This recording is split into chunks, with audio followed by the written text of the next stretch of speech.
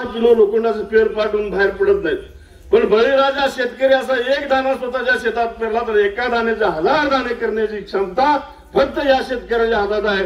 आणि म्हणून या शेतकऱ्याला माझं तर असं मत आहे की या शेतकऱ्याला शेती ही एक इंडस्ट्री आहे आणि याला उद्योगाचा दर्जा दिला पाहिजे।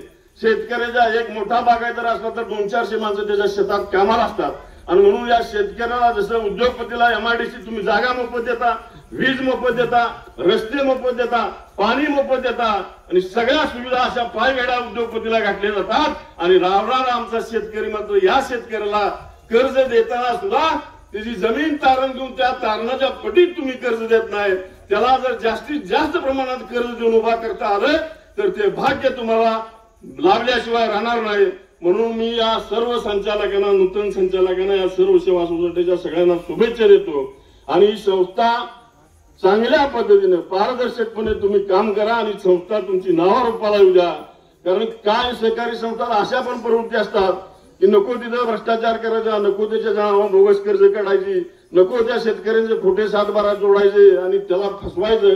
असला फसवीचा उद्योग न करता चांगल्या पद्धतीने ही तुमची सर्व सेवा सोसायटी चालावी। या संस्थेची कारकीर्द उज्ज्वल, यशवंत, वरदवंत, कीर्तिवंत, नीतिवंत, भाग्यवंत व्हावी अशा तुम्हाला या संस्थेला मी शुभेच्छा देतो आणि 2 शब्द संपवतो। जय हिंद, जय महाराष्ट्र।